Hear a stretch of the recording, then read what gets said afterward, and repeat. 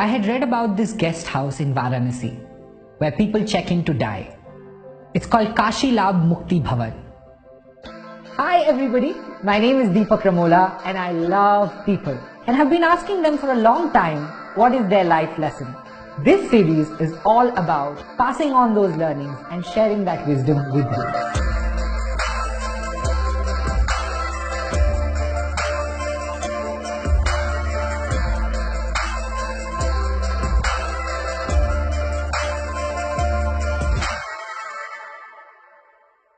I had read about this guest house in Varanasi where people check in to die. It's called Kashi Labh Mukti Bhavan. Rooted in the belief system of many Hindus is that if you take your last breath in Kashi, you attain what is popularly known as fruit of Kashi or Kashi Labh, which is moksha or salvation. Now the interesting fact is that you're only allowed 2 weeks to stay in and die. So you have to be really sure. If you're still hanging around after 2 weeks, you got to check out. So I was really curious and fascinated to understand what would those people have learned who have not only accepted death as a reality, but are rather anticipating it with the timer on. So I went to Varanasi, spent a week in the guest house and interviewed people who had checked in. Phenomenal, their life lessons were really thought-provoking. So in the same environment, I met Mr. Bhairav Nath Shukla, who has been the manager of Mukti Bhavan for last 44 years. He has seen more than 12,000 deaths. So I asked him, what have you learned after seeing both life and death at such close quarters? He shared with me 12 life lessons, of which I wrote a blog post and it's read and shared by millions of people across the world and became highly popular.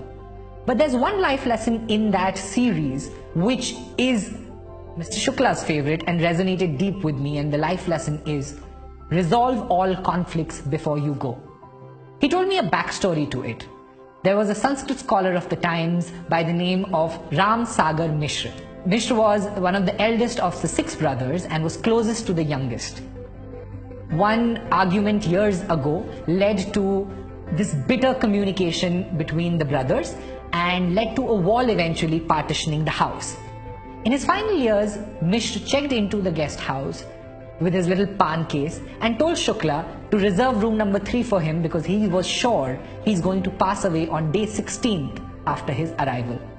On day 14th, he said, I want my estranged brother of 40 years to come and see me. This bitterness heavies my heart. I want to resolve every conflict before I go. A letter was sent out. On 16th day, the brother arrived and Mishra held his hand and asked him to bring down the wall dividing the house. He asked for his brother's forgiveness. Both brothers wept, and mid-sentence, Mishra stopped speaking. His face became calm and he was gone in a moment.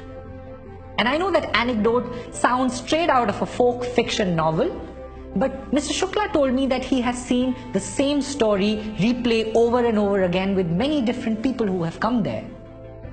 He said to me, Deepak, I see so many people carrying such unnecessary baggage throughout their life, only wanting to drop it at the very end of their journey.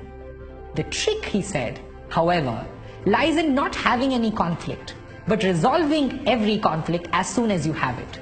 You cannot and you should not go to bed having an argument, a disappointment, a resentment and doubt. You should try to resolve it. Because you see, the good news is you're alive. The bad news is no one knows for how long. So resolve your conflicts today. I hope this makes and fuels your day.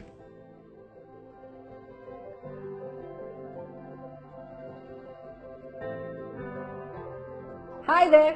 I hope you enjoyed watching this video. And if you did, I'm happy to tell you there's more coming. You can share your life lesson with us to be featured on the series. Visit us at www.projectfuel.in and send your life lesson. Let's learn from each other.